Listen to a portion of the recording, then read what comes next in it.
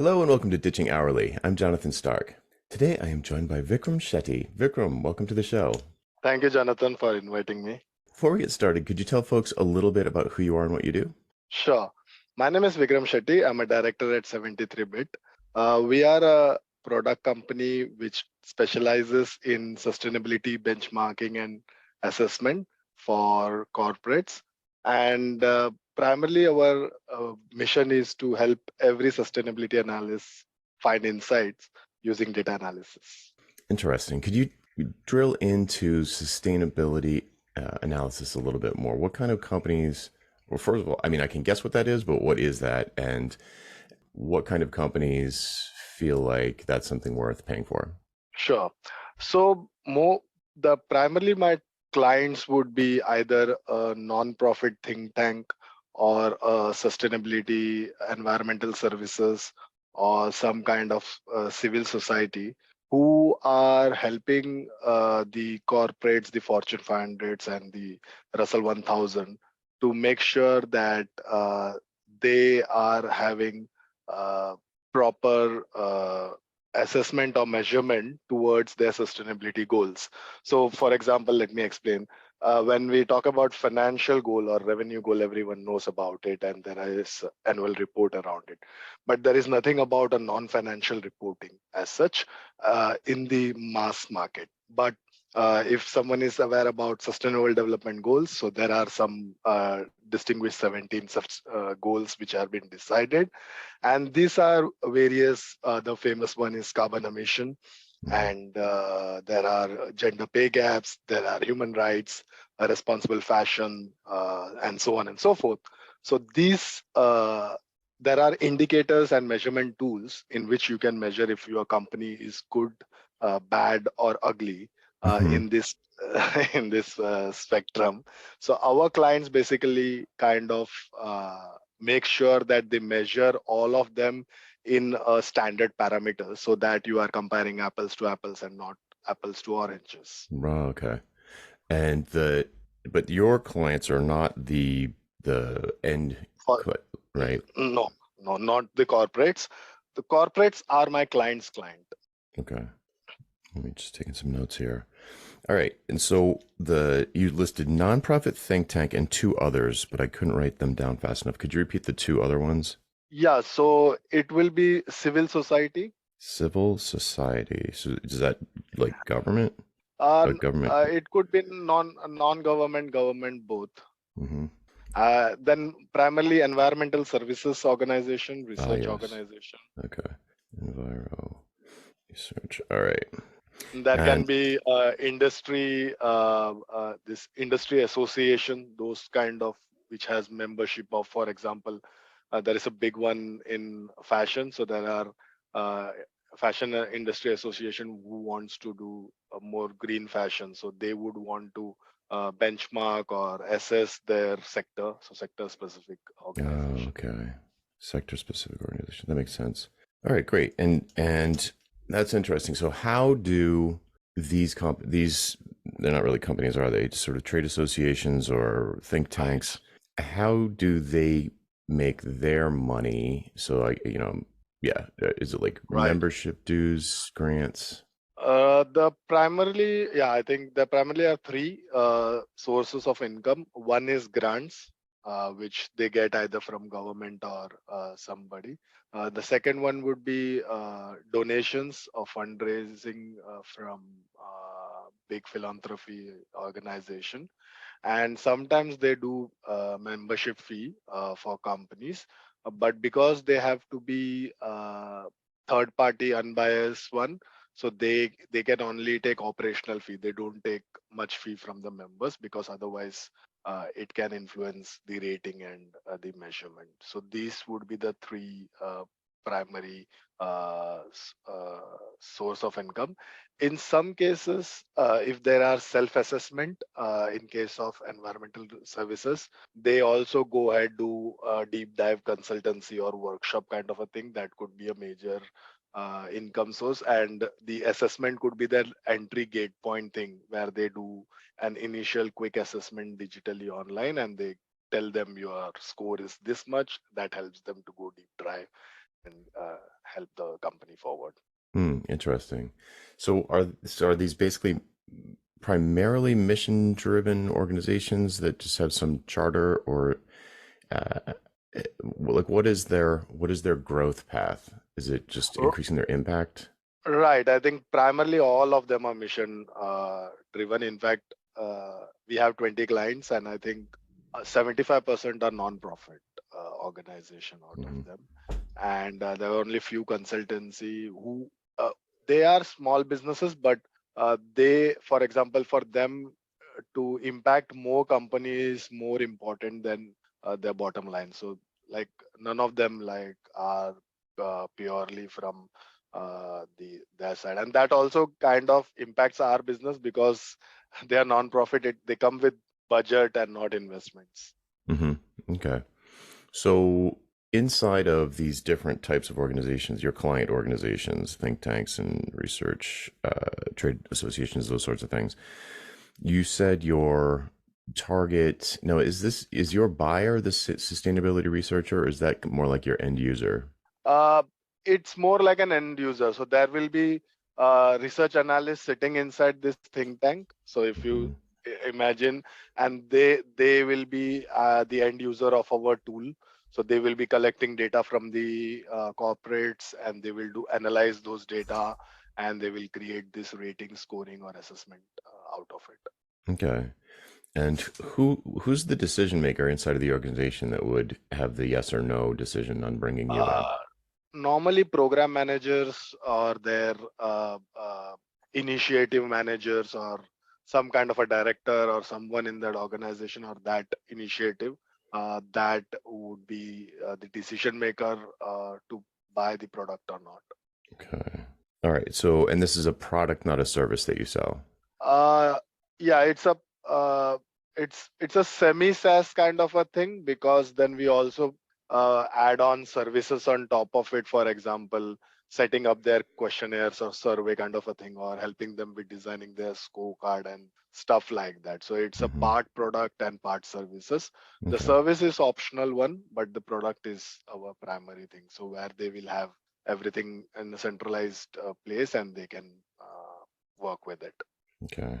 And what's your business model? So is it mostly is the product a real revenue generator, or is it a foot in the door to sell services? So our primarily is it is a revenue generator as of now. Okay, let me think about it now. In terms of revenue, it's not that bad. It is, but I would say like uh, 50% of our income comes from the license fee of the. It's a monthly subscription fee. Hmm. So 50% of our revenue come from the license of the product, Hmm. and 50% comes under the additional services that we give, or ad hoc changes, and some we also provide some customization on top of it. So sometimes we get that money out of it also. Okay. And is the would you so that was 50%, 50/50 revenue from the two halves of the business. Would you say it's the same, is it 50/50 profits, or is the product a lot more profitable or a lot less profitable than the services? Product is a lot more profitable than the services, Okay. All right. because for some of the clients where it is a the product market is fit, there we don't have to provide any additional services. The Mhm. product has been running for last decade, so there is no bug or anything. So we just collect our licenses, and if there are a couple of queries here and there, we address it. So it's like almost zero to none touch points, Mhm. and it's they are happy, they come year on year, and yeah, it's a more profitable on the license fee side or the product side. Great. Okay. So the services are more to really support Right. long-term product adoption and usage. Okay. And once someone is a customer of this product, is it, you said years, is it typically a long time that they Right. stay? Mhm. Right. So we have a couple of clients who are with us for last 10 years. And our if you do an average for someone who has not recently joined, an average of 3.5, 4 years is our LTV. That's great. Yeah. Yeah. No, I will not uh, disagree with it, because that's the reason we are we are still struggling to figure out, like, as you know, the client is only 20. So Hmm. finding them is something that, so that's a saying I say, like, if the client is a fit for the product, and if you allow them to sit with us for 1 hour, Hmm. my probability of converting them into client is more than 80%. Like, they get it instantly, like, wow, you have this, you have that, Got whatever it. the problem they can think of, we have the answer already. I Oh, mean, we have been doing it for multiple years now, so kind of profit. got it. All right. So you've got 20 clients now. Your Yeah, conversion rate is 80% if you can get them on the phone. But right. we said sit with them. Is this typically remote? Yeah, it's a remote, so it's a Zoom call, and so yeah, if it is not a forced conversion, if they have the right kind of a problem that we solve, Hmm. then definitely we have, you can safely say 70% conversion, and we do it in remote call, and now the product is also on the web, so everything is remote. Got it. Okay. And and you just said my favorite word, problem. The you said if the product solves the problem that they have, it's just they get it instantly. So what is Yeah. that problem? Like what is the in their words, like what is the problem that they're like, oh, this will solve that problem? uh, so I'll tell you, if for example, if this product is not there, how they collect the data from this company is by sending a big Excel sheet with multiple tabs and multiple indicator questions to companies, and they collect the data in an Excel format. And if there is any mistake or any correction, it goes back and forth. And from the company side also, it's not only one person who has the information; it's scattered all around, so there will be multiple data owners. And so you can imagine the cumbersome in which they have to collect all this data. Once they collect it, they have to kind of almost clean it, because they have to put it into a tabular format in some other spreadsheet, Hmm. and then create ranking or ratings, or put some of their scoring algorithms and stuff like that. And then they have to create a report of a scorecard, which is, if normally people kind of make it smaller, because they have to manually copy paste into multiple documents and put their scores and stuff like that. And then they have to email that back to those companies saying that, okay, this is what your score is. And they do an average of sector average, or they can do a subsector average, regional averages, overall rankings and stuff like that. So they have to put those summarize information and all. So it's Hmm. more of like a whole manual task of 2 months, where maybe half a dozen researchers sit with the data. And number of company, if they are more, then it can be a nightmare sometimes. So did you say it takes 2 months for a half a dozen researchers to sort of collate all of these Excel documents into something, a final product? Right. In on an average, right? Sometimes three research analysts can do it sometime. So, but yeah, 3 to 6 would be, they will require at least 2 months to. Okay. And what's it like for your clients what's that process like for your clients after they have your product? So what they do is they create a structure or a questionnaire, like some kind of a survey tool that you might have seen. There are Hmm. many, but this survey tool also includes more tabular information, some calculators, some different kind of multi-select, single select kind of a survey, but it can be put into multiple pages, and then can have structure, hierarchy, coding and stuff. Hmm. And they send them, the company, the link to the survey. The companies kind of fills data into the survey. As soon as they fill, they get some of a daily notification of whoever filled some of the information. Hmm. And on the tool, they can go and ask for some clarification, like a chat box within the survey kind of a thing, where Cool. they can have conversation and stuff. That's the data collection part of it.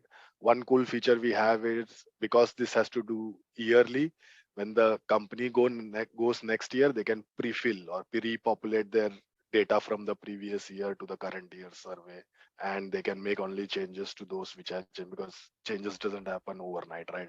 It's a long term process. Right. So those all functionalities, that there is also kind of, if there are any links to the website and stuff, so our system automatically takes a snapshot of it, converts into a PDF, uploads into a tool, and a link is available right below that indicators, so they can collect all those data or evidences the company provides and all. So that's on the data collection part. So, and the company will always have all their information anytime ready, available to any number of their data owners whenever they log in and they have their thing. Hmm. And on the our client side, once it is loaded, each as any survey tool, there are scoring indicators that you can put it on it. But if your scoring is much more complicated, we have a place which we call it as data sets basically, and we can add any kind of Excel like formulas and do more complex calculations on it. But you configure it, and once the submission date is done from the so still it will take 2 months, but the 2 months the company will keep on filling data, and our researchers can see the progress and stuff, and if they want to intervene they can intervene. And at the end of the cycle, when they click, like once it is done, and this, because the score is already configured, the score automatically gets calculated. The output scorecard is also a template based, is been configured for them. So a template is be getting created, and that all of that gets backed into linked to that survey, and they can see the report to it. So everything becomes kind of an online system. Okay, so like that sounds super sophisticated and cool and bespoke for this space. So that's interesting. But how is the program manager's life better with the tool versus without the tool? All right. Without the tool, there is a constant chaos within the team, Hmm. because so imagine if the data is in Excel, normally it sits in some Google Drive or Dropbox, Hmm. and then they create folder for all the companies, and they have to kind of pull and push data there. And then while making conversation, while making calculations, they have a freeze date, but there will be always a last minute submission of data or some correction on some of the data, and the whole manual activity of pasting it into their calculation sheet and doing the calculation again, it keeps on going back and forward. So that's one thing. So Secondly, let me just make sure I understand that. uh, So it's kind of like this big time crunch as the deadline approaches, back and yes, forth with the corporate, and it's just total chaos, right, and presumably mistakes are made or things are incomplete or just poorly delivered because of the time pressure. And then once that deadline, air quotes, passes, and then they finally decide, okay, this is extra done, final, this is it, then they, I guess, pull the trigger on the next step, which is to like collate all the data and start to create like the actual, like they haven't done any work yet, right? They're just collecting right, data. Okay. absolutely. So that's one thing. And secondly, these are very highly qualified research analysts. They are like they are, the minimum qualification will be master. So these are PhD scholars and research fellow kind of people. Mm-hmm. But if you see, what they are doing is mundane work kind of a thing, right? Their job is to move the company, the corporates, towards sustainability journey, right? Mm-hmm. And their job comes once you have the summary of the data, and then they might have to find the correlation or cohesion between the data points, or things that they see or spot some or innovation opportunity, or some way to kind of help the company move forward, or give some recommendations that would help this company move forward, right? But Mm-hmm. their time is kind of more occupied on the work of it, and making sure that the final report that goes is accurate, and getting into the nitty gritty of it. So it's more of a waste of their uh, intellect, if I may say, Mm-hmm. rather than so that's the second thing. Like they don't get to do the work that they are supposed to do, because most of the time they are kind of searching for the evidences which is misplaced, or why this data is like this, they are not able to figure it out, or coordination between the companies, and waiting for their emails and things like that. So Hmm. all of that, the busy work is also kind of reduced. The third one is they kind of, from an opportunity side, this becomes like a digital asset to them also. So data is valuable, but because it is structured, and you can kind of create, you have year on year data, and it's all organized in such a way that you can end up using this data and create some sector wise report or some industry level analysis and things on top of it. And definitely now with the use of data science and stuff, you can pull it into different system and kind of play with it. So this recently has started become kind of a data asset or a digital asset for them also. So these Okay. are the couple of points that they help. So before, without your tool, they really don't have that. They just have a bunch of scattered Excel documents. They're a real mess, and Right. they've got their final product, which is sounds like it might be pretty static, not no longer connected to the data. So like if you updated the data, the dashboard or whatever, the scorecard wouldn't No, update. Okay. no, because the scorecard, they earlier they used to send it in PDF format, right? It's a static one. Now because Mhm. we also have a digital thing which they can play with, and it's live, or the recent data, and you always have an option of creating another one which pulls up the more recent data and do year on year analysis and things like that. So Okay. that flexibility that they get, how they use it or not is something that can be debatable. Interesting. Okay, so if we flip that around and see each of these pains, I've got them listed as constant chaos within the team, huge push at the submission deadline. You've got overqualified researchers doing mundane data entry work, which is a waste of intellect. They don't get to spend their time doing what they're supposed to be doing because they're hunting for data, and the output is just a static data, static PDF. So it doesn't become, you're not building a data asset where you could do sector wide or year over year comparisons. Right. So if we flip all of those and we said that, there would be, what's the opposite of chaos? There'd be, everything would be orderly within the team, Smooth. no huge push at the deadline, the submission deadline.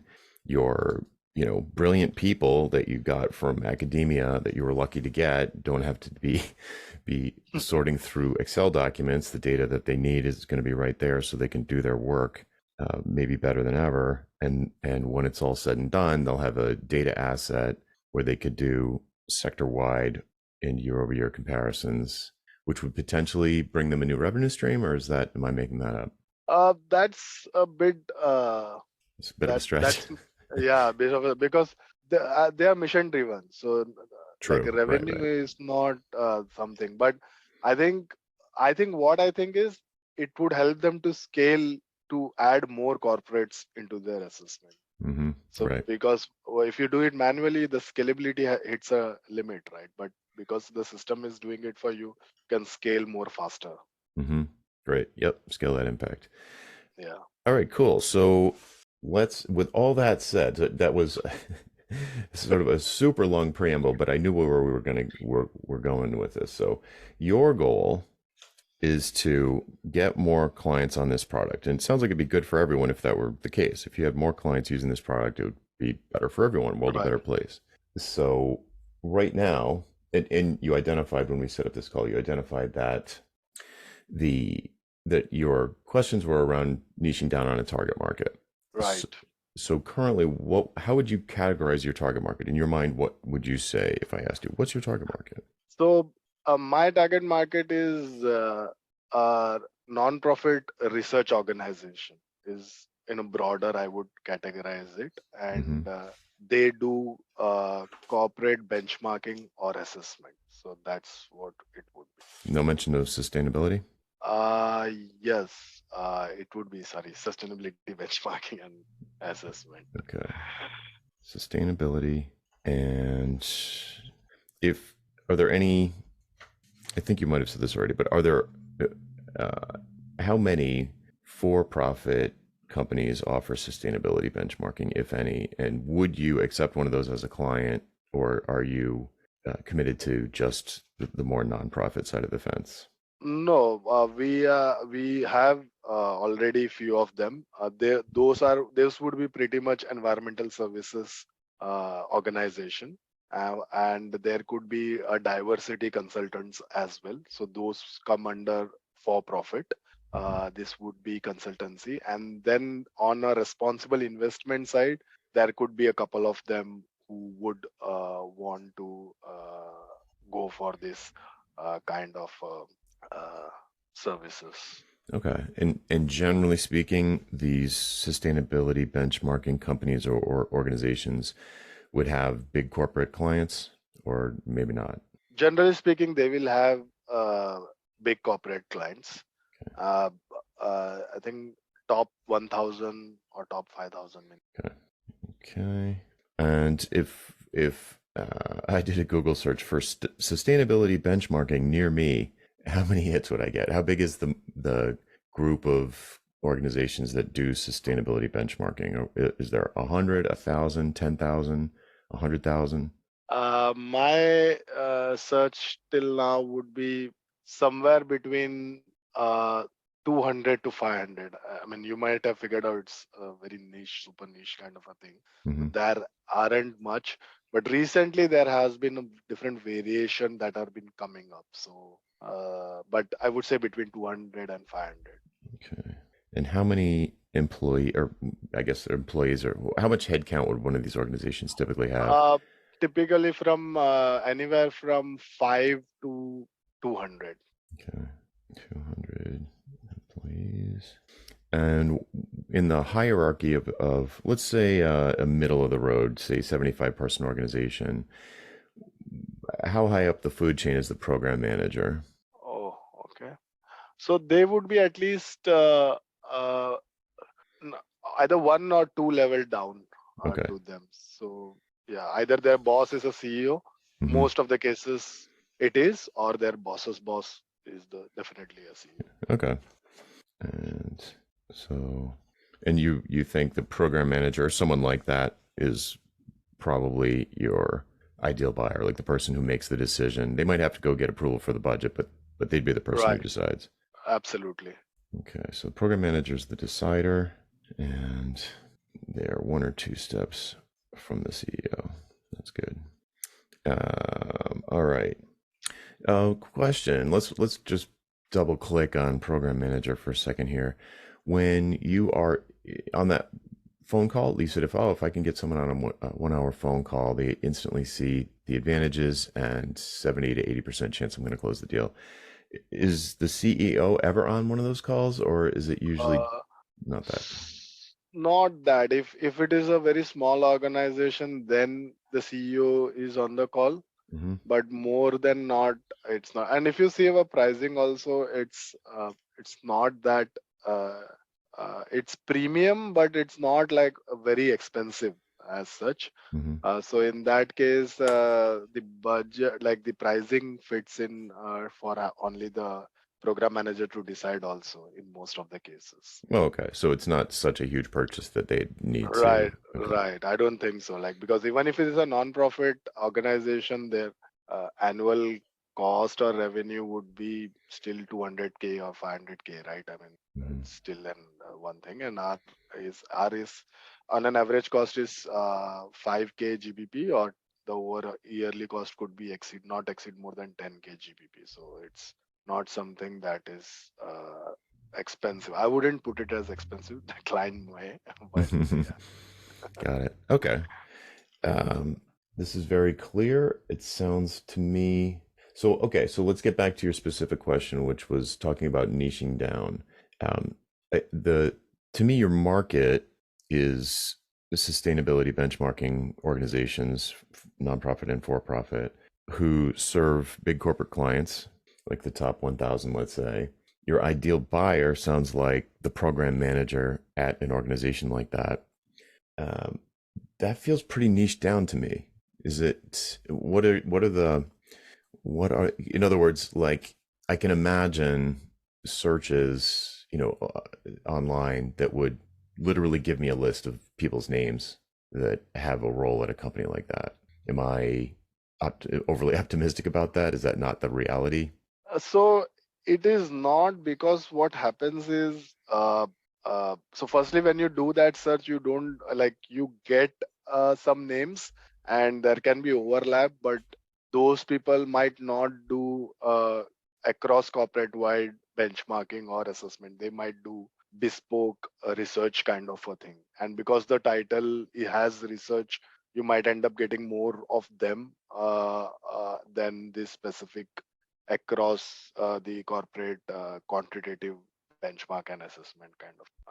Am I able to explain that clearly? I'm getting there. I'm All right. close. Are you saying that there are multiple program managers, different kinds of program managers at Yes. sustainability Yes. benchmarking organizations? Okay. Right. So there can be program manager who are more on like a grassroots level program also sometimes, Mhm. and sometimes it can be on an energy level where their program is to kind of influence companies to move towards more renewable energy and use more of them, and then uh, uh, they do a different kind of program there, and then Got it. uh, the benchmark there is a little different than the kind of benchmarking that we are talking about. So there is a bit of a overlaying about all those things. And so for example, let me pick the suggestion that I've given to you. So one is diversity and one is responsible investment, right? So in diversity, the language or the kind of titles they might use could be completely different. And it could be diversity consultant, for example. And then there is no mention of benchmark or assessment or anything, but they do some kind of a diagnostics or they run kind of a thing. So that becomes a problem. And even if you go for a responsible investment, there could be ESG analyst, but then this ESG analyst sits under investment asset management company who are doing some kind of a quant based ESG analysis, and they are far fetched from what we are trying. Okay. So it sounds to me more like it sounds like you've got a really clear target market and ideal buyer, and it's extremely specific. So the question is, in my mind, and maybe this is the same thing, but um, it's really how to get in contact with the right people. It's not knowing who the right people are. So if I look back at the notes from this setting up this call, the word choice that you put in there in one of the bullet points was this: even though my target market is sustainability research analysts, they come in all different roles and domains. So I don't, this might be useful from a clarity standpoint, um, to update your language around the sustainability research analysts are actually your user. They're not your target market or your ideal buyer. Right. So you really, so in my marketing and in all of that language, I'd be talking to program managers who are, just sick of the chaos that happens in their, the chaos in their team as submission deadlines approach, and they're, losing Excel documents in Google Drive or whatever. Got it. So, um, it just might help from a, like when we're talking about this in Slack, let's say, or just in general, to distinguish between those three terms: the end user, the ideal buyer, and the target market. Um, so then your next bullet point was, once I can identify them, the sales page for my productized service can be better. I think I don't have that in front of me, but if it's talking to sustainability research analysts, I would say you're talking to the wrong person. When I say talking, I mean like writing for.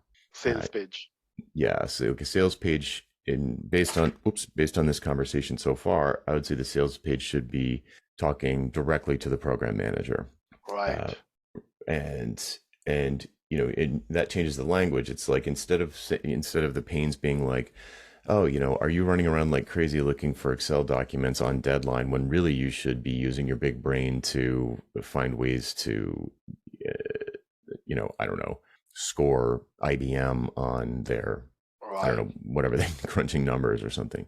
It's like you should be Right. crunching numbers, not hunting for numbers. So that would be language to the end user, but the end user is not the person you want on your website. The person you want on your website is the one who's worried about the chaos in their team. And well, what are other? I mean, well, we could get down this path, but it might be premature. But it would talk about the things that the program manager is frustrated with or wants to achieve instead of what the end user is frustrated with and wants to achieve. Right. Right. I hear you. The only, I mean, it's just I'm just thinking out loud here. Mm-hmm. Uh, if I just use those language, but if they are doing some kind of a research, which are thematic research or some other uh, generic research, in that case also it kind of the the the messaging might resonate with them, but they might not be our target market, or they might not use the tool itself. What happens if those kind of people then start reaching out or connecting us? I'm not sure. Not sure I understand. So you're saying that like a program manager inside of a sustainability research organization that doesn't actually do the sustainability research stuff. Yeah, so that's what the sustainability research is, not only assessing and benchmarking, right? There are Mhm. other kind of research as well that can be a very generic thematic. For example, there can be an hydrogen research going on in the space of sustainability, where they are researching on what is the easiest way to use hydrogen energy in order to make sure the companies can use it. And that's pretty much a pure research, a fellowship kind of a work. Right. No benchmarking or No whatever. benchmarking or whatever. And Okay. this kind of thing happens more. Like there can be a whole 6 month tra- just transition. Like, and for that you need research going on where they are actually engaging with the big company, and they are kind of hunting and doing some hand-all research. There is no tool required because they are actually finding the solution to different kind of a problem, and those people will also resonate with this message. Right. So I think the language, the pain language would filter down to the appropriate program managers. Okay. But you tell me, let me just run this by you. So if the pain is constant chaos within the team, you have huge push for data collection at the submission deadline, um, maybe some language around. Improve company engagement, uh more. I mean, I think if you use the word benchmarking liberally throughout the page, it's automatically gonna would that. Yes, yes, assess and benchmarking. Mm-hmm. And I can use index and rating, ranking, Mm-hmm. Right. scores. Right. Yeah. So you just use the jargon from their world, use the lingo from their world, and Right. and someone who's researching hydrogen kind of on their Yeah. own is going to be like, well, this is not for me. Got it. Yeah. So it just won't speak to them. It won't resonate. They'll bounce. So the but what you're bringing up is a good point, which I'll just articulate for the listener Right. after my dogs leave the room. Sometimes the ideal buyer has a really generic title. So even though, right, and and it's not as easy in your case, it's not as easy as targeting the CEO of a sustainability research organization because there's only one of those. The Right. program managers, there's multiple ones and they have different kinds of programs that they're running. And Right. it's not necessarily, or maybe not ever, reflected in their title what their responsibilities are. So, and that's probably a harder thing to search. You need to be more clever to search and get a list of those people. So, for example, in theory, you could search for, I don't know if the search is even possible, but in theory, people who are the kinds of program managers that you want would be talking on LinkedIn about, or would be sharing things on LinkedIn that are related to benchmarking and indexing and those other things that you listed. So it's possible that you could do a combination of filters where you filter down to program managers at sustainability research companies or organizations, and you've got a list of, if there are what did we say, 200 to 500 organizations in the market. Let's just average that and say like 350. And if there are an average of 3 program managers, then you've got around 1,000 people who are a subset, and then you need a subset of that subset, which is the ones that are sharing the links, the ones that are mentioning benchmarking somewhere, maybe in their profile or, their Right. about, or in their activity feed. Not sure if you can just do a search for that, but you could maybe, scroll through and look for people, or you could ask them. Just go through the list. I mean, if it's 1,000 people, it'd probably only take you, with LinkedIn limits, it would probably only take you 2 weeks. I'm doing the math right there. Basically 10 business days to contact all of them, Right. and invite them on a sustainability podcast and say, hey, I'm doing I have a podcast about sustainability. Is that something that you handle? And they'll say yes or no. Right. Got it. Yeah. I So I think you know everything you need to know. You do not need to niche down farther. That's for sure. It's a question of how do you get in touch with the people that you have designed a product to help. And I mean, the way that I just described is one way. I would guess that I would also there might be hashtag. If these folks are active online, and maybe they're not, because sometimes there's certain groups of people that tend not to be. But if they are active online, then there might be hashtags that are related to benchmarking and sustainability, some combination of those two hashtags. So those people who you might find just somebody that's not the program manager. You might find a research analyst, and just look and see who their boss is, because I assume they would report to the program manager, or I don't know. But you could do that. right. If they're not active online, you might have to resort to some kind Email. of conferences. Well, conferences and trade shows was the next thing I was going to say, where the focus of the conference is sustainability benchmarking. Does such a conference exist, or trade organization? Well, you said there are trade organizations that do this, Right. so presumably they have events that are for program managers, and or program maybe not for program managers, but are attended by program managers, and you could get names that way as well. Got it. And then, yes, of course, the old standby email and cold calling. You can always do that. I'd like to, when someone really doesn't have another option and has to go old school, because that's the way everybody used to do it before the internet. That would probably be. It's nice to have something for them. So to invite them to a show, maybe you're doing a series of articles on a particular space inside of this little space, like environmental sustainability benchmarking, like you pick a specific area or carbon footprint or something, and piggyback off of that, and have do a series of articles or podcast episodes. And when you email people, when you send emails to, you can probably easily get program managers. You're not sure if they're the right one.